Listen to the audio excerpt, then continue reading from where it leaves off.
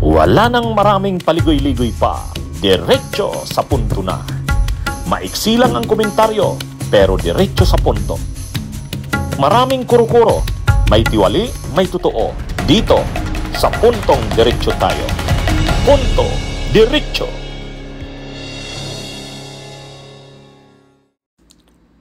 O mga kabunyog, mga kababayan, punto diretso tayo.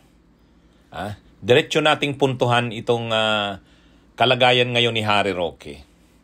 Grabing pinayat ni Roque. Halatang stress na stress. Ayan o. Nagpapa-interview siya dyan kay Maharlika. Nagpapa-interview. Kinukunan siya ng video interview. Itong si Harry Roque, makikita natin pumayat,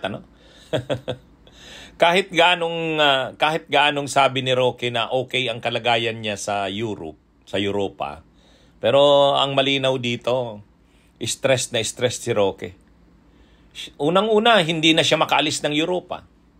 Doon na lang siya kasi nag-apply na siya ng political asylum sa the Netherlands. So yung kanyang passport, nakasurrender na sa the Netherlands, wala na siyang passport na magagamit paglipat sa ibang bansa. So ngayon, doon na lang talaga siya sa the Netherlands, sa Europe. Ang problema niya, kapag na-desisyon na yung kanyang asylum yung kanyang application para sa political asylum, sabi ng isang Dutch ng isang Dutch national na pinanganak sa Pilipinas, si Mr. Vega, nagdesisyon na daw ang Dutch immigration na na denied yung asylum application ni Roque. Bagamat dinideny ito ni Roque. Pero kapag talagang totoo ito, kasi sabi ni Mr. Vega, talagang matibay yung kanyang source na talagang denied yung asylum application ni Roque.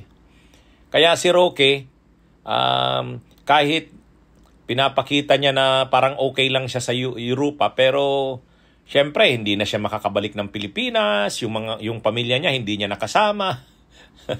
Yung kanyang yaman, napakarami niyang yaman na ipundar nung nasa gobyerno siya, at saka yung involvement niya di umano sa illegal na pugo, ang dami niyang perang naipon, pero hindi niya rin ito ma-enjoy, hindi niya rin mapakinabangan.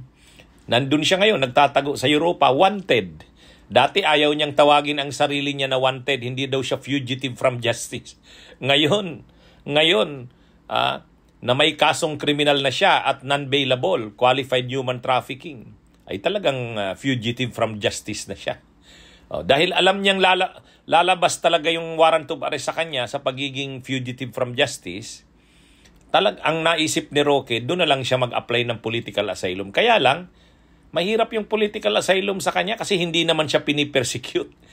Kitang-kita naman ng Dutch government na hindi siya inaapi.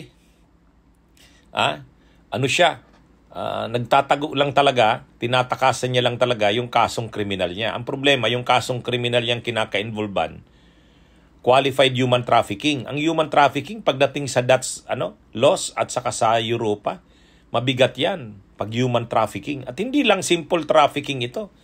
Qualified human trafficking. Kaya mahirapan si Roque sa nag-aano siya doon, nabibisi siya dahil nandun ang mga DDS.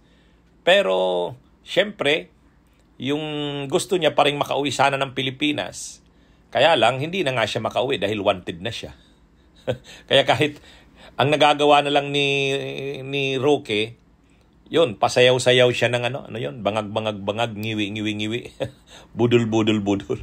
Talagang sobra ang galit niya kay PBBM. Kasi ang iniisip niya, dahil magkakasama sila nung eleksyon noong 2022, yung Marcos Duterte ay magkakasama, ang iniisip niya, lahat ng kanyang ginagawa, illegal man ito umali, masusuportahan siya at magpapatuloy sa ilalim ng Marcos kasi kakampi niya. Ang problema hindi. Nasira yung alyansa ng Uniteam at nabuksan, naungkat yung mga involvement niya sa mga illegal na aktibidad di umano, lalo na yung involvement niya sa illegal na pogo. Kaya kinakantsawan nga siya ni Panelo eh. Sabi ni Panelo, hindi naman totoong politically persecuted si Roque. Kahit naman magkomentaryo ka sa gobyerno kung wala ka namang krimen na gawa, hindi ka naman nakakasuhan. Sabi ni Panelo, bakit ako? Mas grabe pa ako magkomentaryo sa gobyerno ni PBBM. Pero bakit hindi ako nakakasuhan? Kasi wala akong nagawang krimen, sabi ni Panelo. Siya mayroon eh. Siya mayroon. Kaya hindi totoo na politically persecuted siya, sabi ni Panelo. Talaga lang may krimen siyang kinasasangkutan at may mga ebidensya. Yun. Kaya si Roque, ayon, pumayat, stress na doon sa galit na galit siya kay PBBM. Sobrang galit niya. Kaya nga sabi niya hindi niya raw ito mapapatawad. Ang problema rin kasi siya rin mismo nasangkot siya sa kaso mga kriminal na aktibidad na ayaw niyang harapin dahil alam niyang mabigat ang mga ebidensya. Yan ang totoo. Panuorin natin itong balitang naghain ang Filipino-Dutch writer na si Joel Vega ng petisyon para harangin ang asylum application ni Harry Roque. Samantala, isang Dutch-Pinoy writer at artist, si Joel Vega, ang sumulat sa Dutch Immigration and Naturalization Services. Ito yung ahensya dito sa the Netherlands na nagpoproseso ng mga application para sa asylum.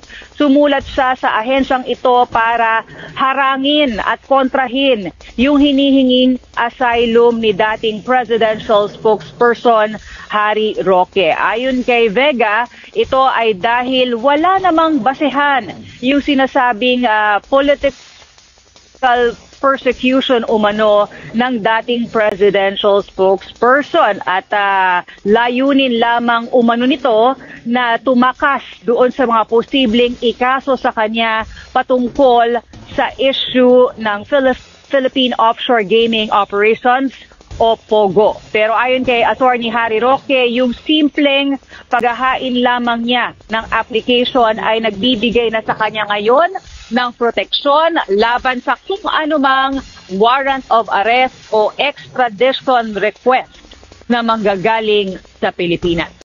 Bunyog, bunyog, halikan na kasama ka. Bunyog, kapag buklod ay may pag-asa. Luzon, Visayas, Mindanao, isa ang pananaw. Sa bagong Pilipinas ang bunyog isisigaw. Bunyog.